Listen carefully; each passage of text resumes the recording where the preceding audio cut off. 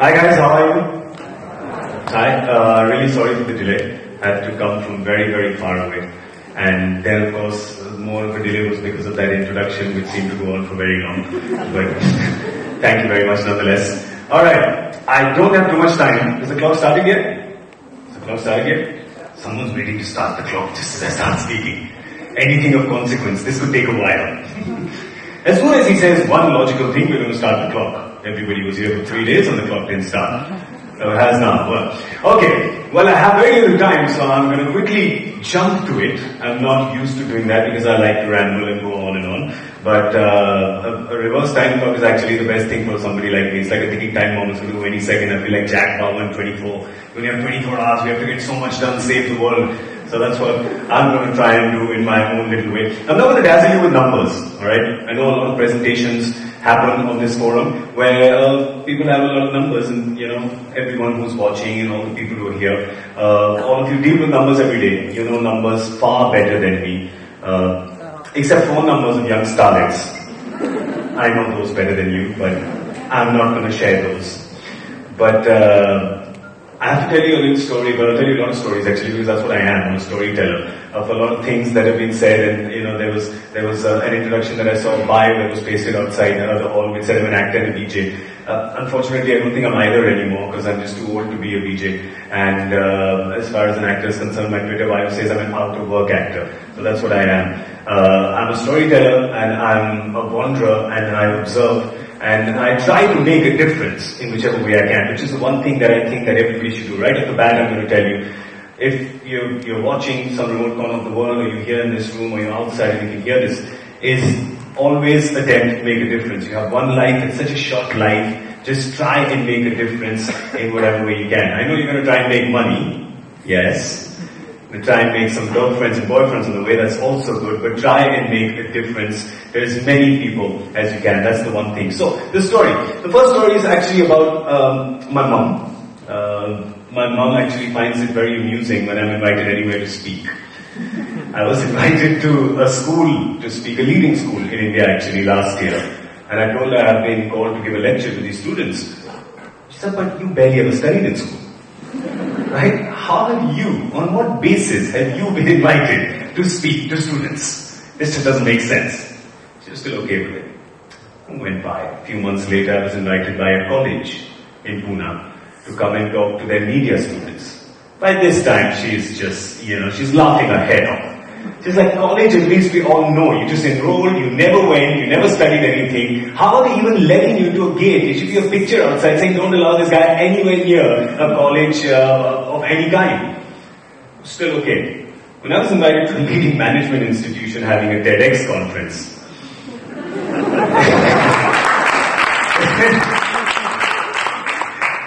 this time she didn't laugh, she just shook her head and said, I really, really fear for the future of this country.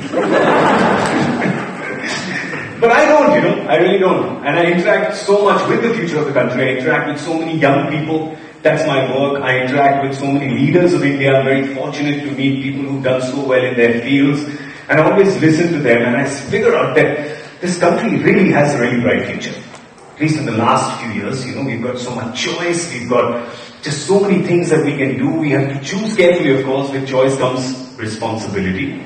But the first step is that there is a lot of choice. Now, India also wasn't always like that. I mean, a few of you in the audience are young, but a few who are slightly older, and probably as old as me and hiding the grey hair underneath these long locks, will know of a time when we appointment watched a Friday evening film on one channel that used to come, and that also not for 24 hours.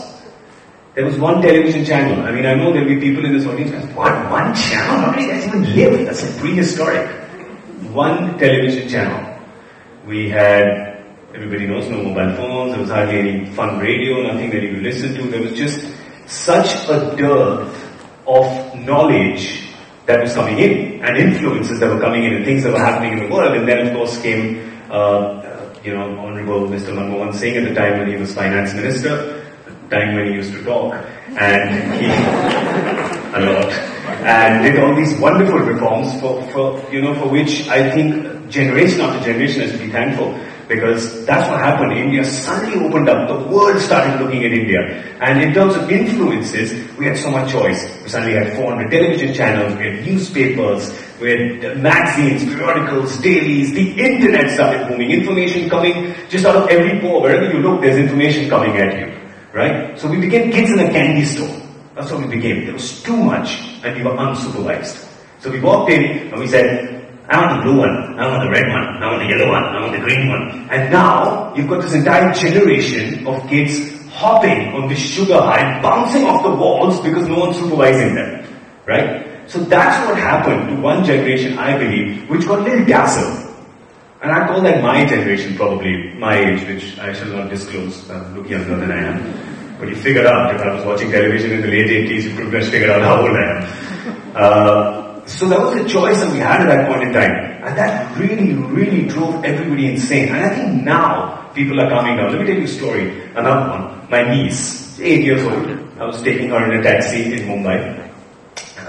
Sitting in the back seat. One of those old, rickety black and yellow, which have been around probably from the time Henry Ford invented the Model T. And the second car he made was this one, and some of the drivers are even older than Henry Ford. So it was a rickety kind of cab, and we're going, and my 8-year-old niece is sitting in the back, and she's going, "Oh my God, Mamu, the pollution," which is fair enough. There's a lot of pollution, especially in Mumbai.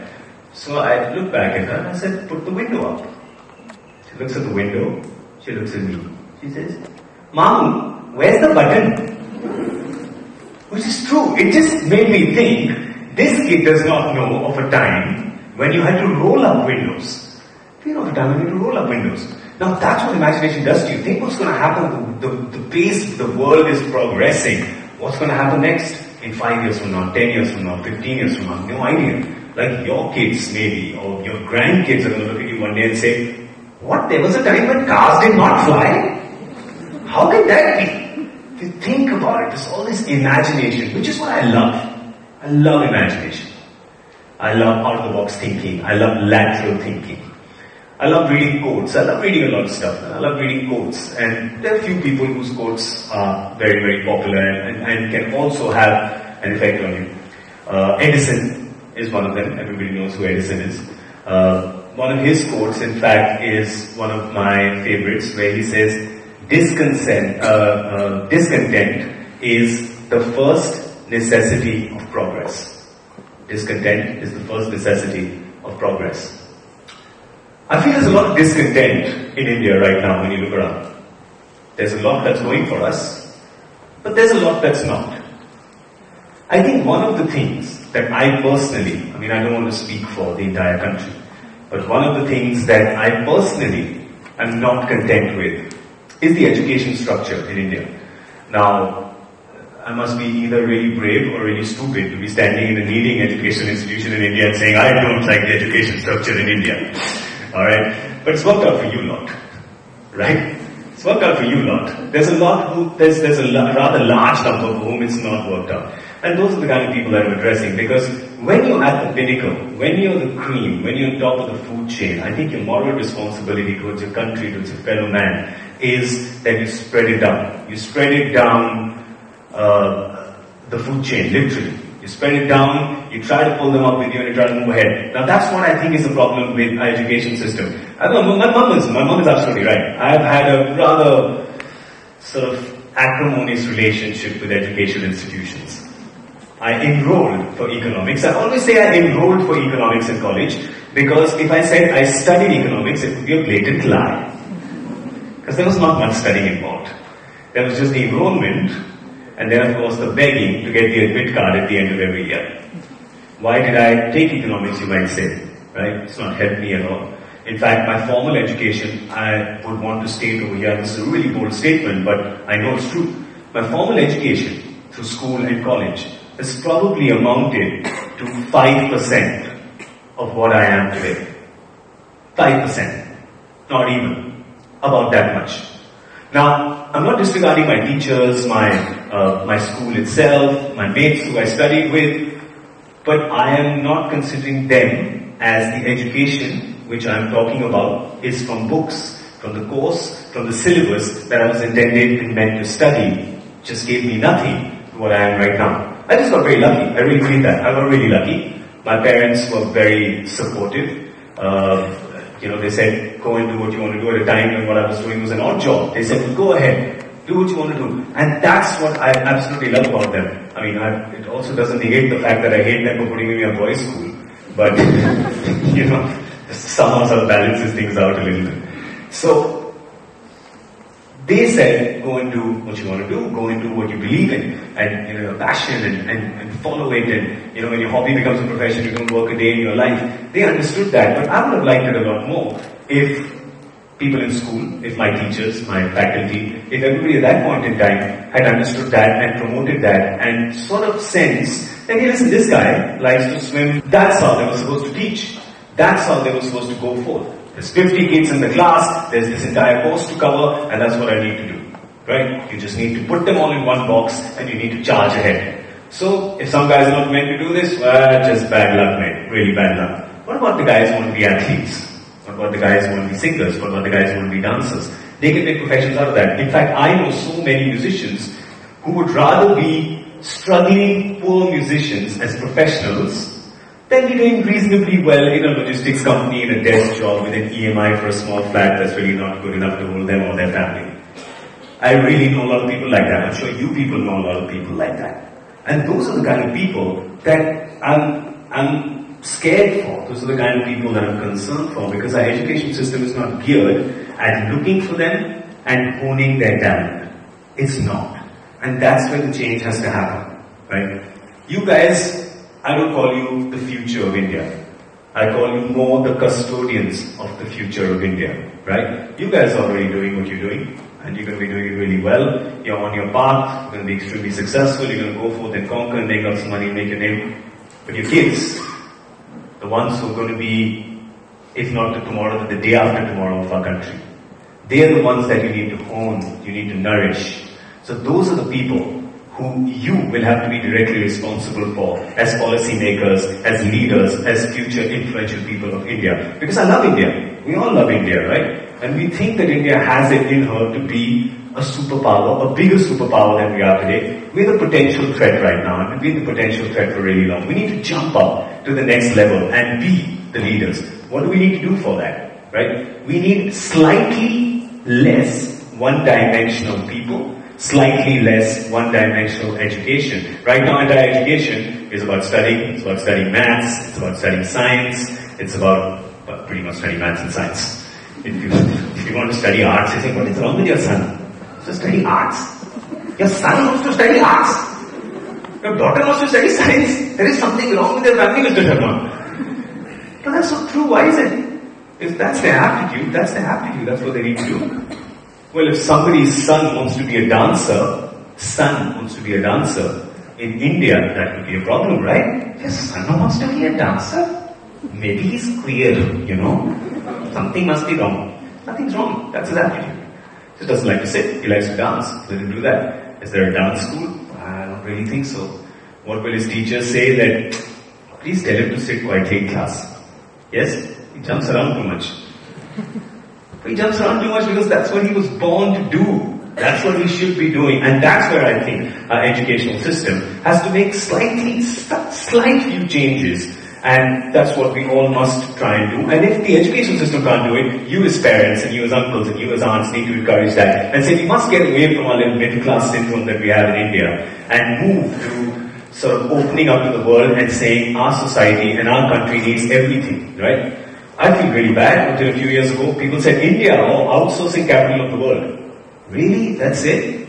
1.3 billion people and that's what they know us for?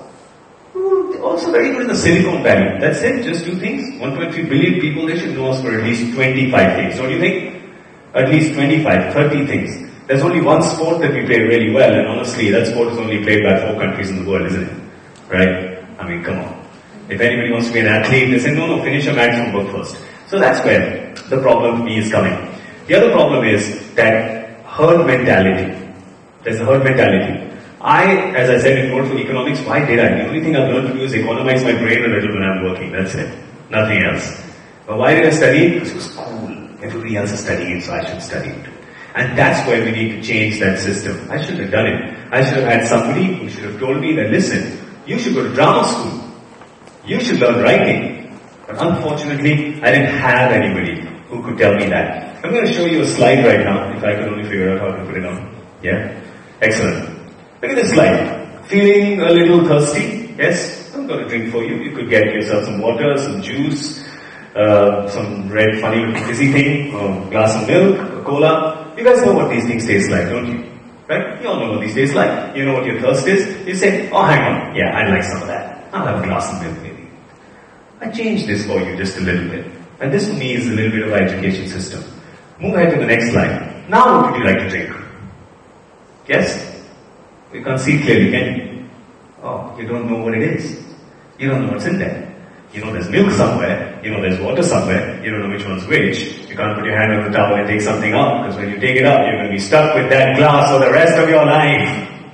You will just have to drink that. Here's what I propose. Little difference. The world does it. Why can't we do it? A taste test, so to speak. So, aptitude-wise, I have figured out that you are a lime cola kind of person. You're a lime beverage kind of person. So I figured out that you love lime beverages. That's your taste buds. That's your aptitude. I'll give you a choice of 3 lime beverages. I'll tell you what, you don't have to pick the glass first up. I'll give you one sip of each. Just take a sip. See which one you like most. Brand A, brand B, brand C. Brand C is it? Alright, go with that. Drink it, please. That's the rest of your life. Go, drink that. Or otherwise, maybe you're a dark cola person. So I'll give you one sip of dark cola. It could be anyone. Choose A, B or C. A taste test. This is what would work if I was in college and I was told, you like economics? Yes. Why? Because it's cool.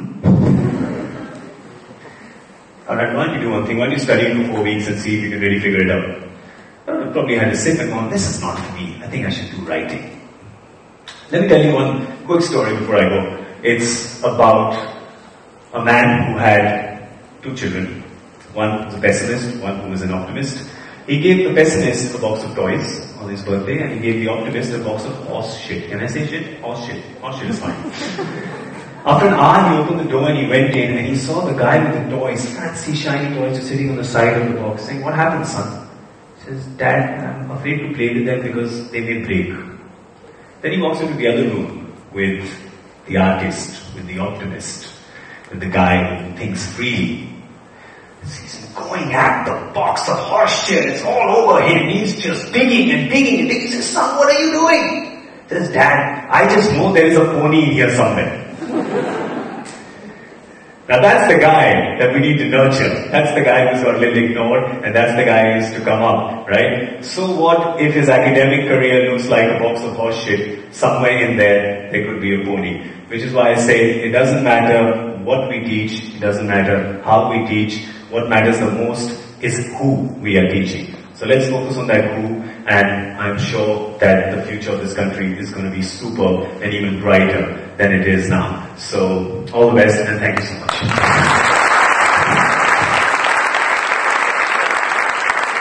The problem is not about changing anyone's aptitude. I don't think anyone's aptitude has to be changed. I think it needs to be recognized. I think we need to get a system in place which recognizes aptitude and then encourages it, even if it's alternative. That's what I'm saying. Encourage it. I got lucky. But why should I be the only one, and why should luck play a factor in it? Everybody should get an equal chance, right? If there are people like me out there who like to write and like to perform and like to, act and do things like that, there should be somebody who should pick them out and say, yeah man, you should do that. Yeah, but unfortunately it's not. Unfortunately people like me are told, keep quiet and study your mathematics. Keep quiet and study your economics. And I love the subject, but I can't mix and match, right? What if I wanted to study economics and dramatics? Oh, hang on, we don't have that choice for you.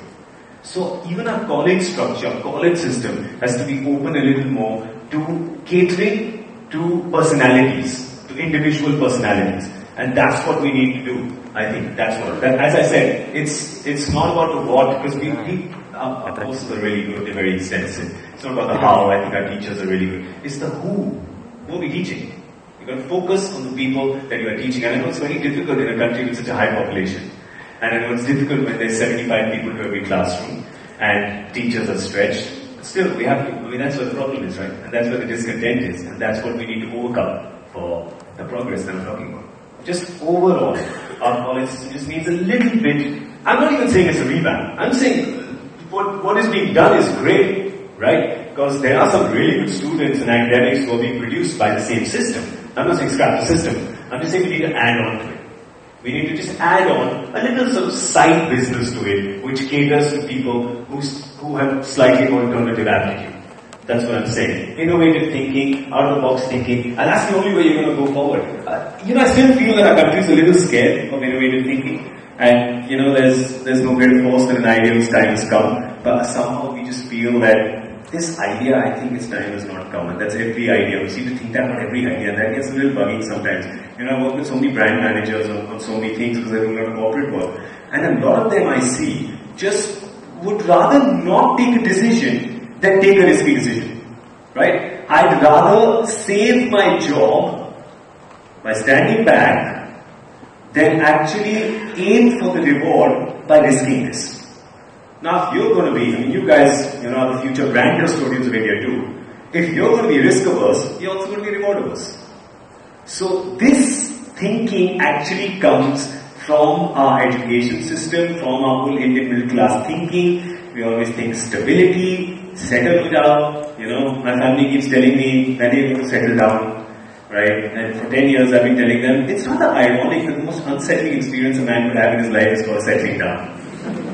I believe that. I generally do. You will at every given point in time have to take a little bite of something bitter. But if all in all your meal is delicious and that's what you wanted to eat, that one bitter bite doesn't hurt that much. So these few bitter bites that I have to do, like for example for my show Minute to Minute, I had a sponsor's name that would take half the show. But I hated it, but hey, they're paying the bills, right? So I'm going to do it, I'm going to do it with a smile because they've hired me to do it. So, bitter bite, but once in a while you have to take. But basically what that student told me was that the same fact that there's engineers and there's doctors and there's lawyers and maybe sculptors and dancers and there could be some potential scientists in you guys, people who launch rockets. We're all here, right? You're here. This place is no joke, right? Over 2 lakh people apply, only about 3,000 seats all over India. They have my numbers messed up a little bit, but that's a really small percentage, which means everybody wants to get in, and you're here. Now that you're here, you just better run, man. You've got your blinkers on, you just keep running. The fence is too high, you can't jump out now, right? Because you are now at the top of the food chain. So you're going to keep running, you're going to keep doing better. But she or he, the student was, actually told me that half the students here would probably be here because they had very little pressure or because this was the right thing to do. This is the right thing to do, isn't it?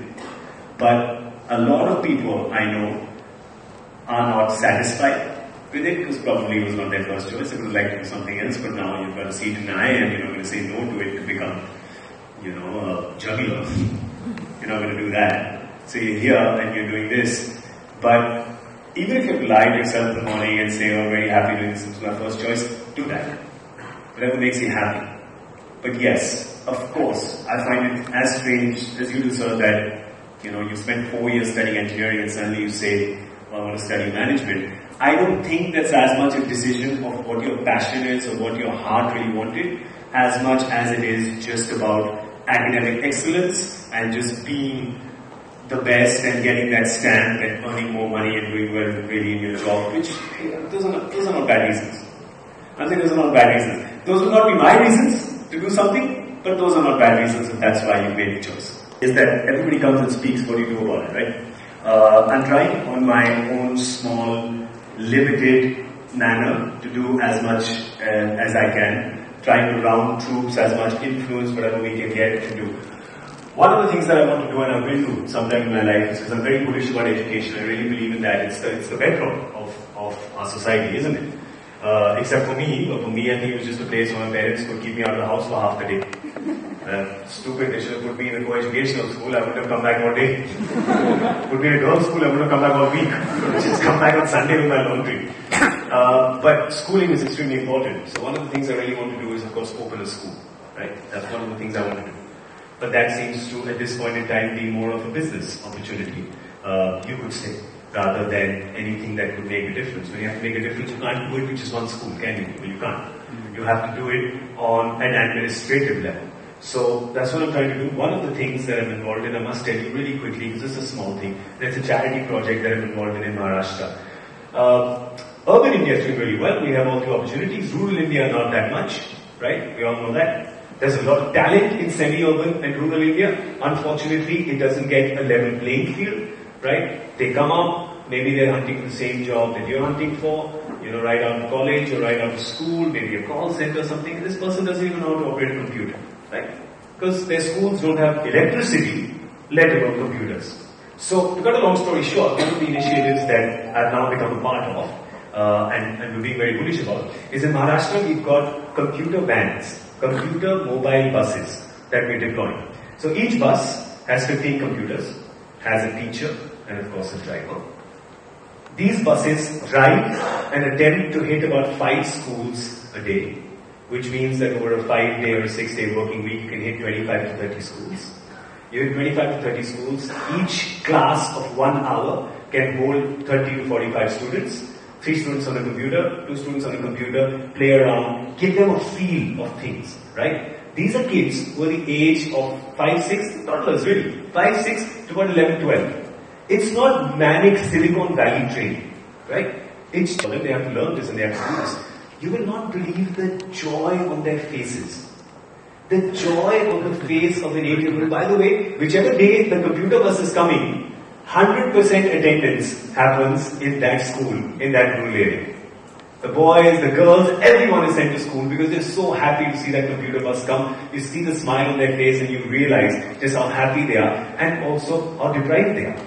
They don't have access to all these things. Beautiful story. This 9-year-old kept learning on the computer. She got very excited by it. She was very proficient with it. Told her dad's a farmer. Farmers, obviously, farmer's a farmer, not a very prosperous one. And took all his life savings, whatever, 35,000 rupees, and got her a very basic desktop. And a dial-up, one of those dial-up internet connections. I don't know if you even remember what those used to sound like. Got one of those. Now she goes online every morning and sees the price of all the grain that he deals in every market all over Maharashtra. 9-year-old girl. Yeah.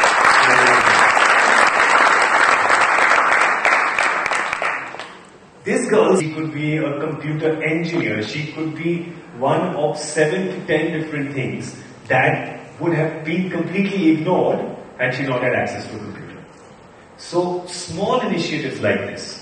I had a meeting yesterday with one of my friends who's an MP in Orissa, a young man. And I was telling him about this initiative and he said, this sounds very interesting, I must do this in my state. So slowly, we're trying to spread this and try to get more and more opportunity and try to get the aptitude of people out. That's what we need to do. I agree, there's 1.3 billion people, that's a lot of people, man. But I think what our education system needs more than anything else is counselors. We need good counselors. We need people who can look at kids and say, oh, okay, maybe this herd is not for you. Maybe you go in this direction. We'll support you. You may not have courses designed for all of them, but you will find opportunities. Right? Once you know that a kid can, let's say, make his life in art, parents will find an art school. They'll figure out a way to educate a person in art. Or they'll figure out a way to keep it alive. What you won't do is kill it because it's different. Because this will not get you into IIT. Right? This will not get you into IIM. Stop, put those paintbrushes away and do some work. It's considered work, no? To tell you a very funny story, one of my friends was studying hotel management. 10, 15 years ago, that was a good thing to do, right? Going to a very good college, doing his hotel management, doing his internship as a waiter in some big hotel in Delhi. And he was a musician, still is, does very well in fact. He's a musician, wanted to play the guitar, wanted to write songs. So one day, between pressing, as he says, this story, between pressing the red button on the dishwasher and the green button on the dishwasher, he decided that that's it, enough's enough, this is not for me, I'm going to go to Bombay and I'm going to become a musician. So he calls up his father, who is a vice chancellor in an IIT, and says, Dad, I'm going to Bombay. He says, but what about your job? You're doing so well. No, I don't want to do it, I want to go to Bombay. He says, अच्छा, Bombay में करोगे क्या? He says, मैं गाने लिखूंगा. कहता अच्छा वो तो ठीक है पर काम क्या करोगे? So these are the things and these are the mindsets that will slowly break. We have to take our time. It'll slowly break, but it's people like you who have to ensure that they do. It's people like you who have to ensure कि ठीक है यार, अगर तुम scientist नहीं बन रहे, doctor नहीं बन रहे, लॉयर नहीं बन रहे, तो कोई बात नहीं. 50 और चीजें हैं जो तुम बन सकते हो और तुम खुश रहो. ठीक है, तुम 1 करोड़ रुपए नहीं कमाओगे, तुम 10 लाख रुपए कमाओगे, पर इतना कमाओगे कि खाओगे, अपने परिवार को खिलाओगे, खुश रहोगे. You wake up every day with a smile, you go to bed every day with a smile. And really, there's another Edison quote. He says, I've never worked a day in my life, I only had fun. And I can genuinely say that about myself. I've been working from the age of 17, I've been working for 15 years now. And 15 years, every day, I've woken up and I've had fun.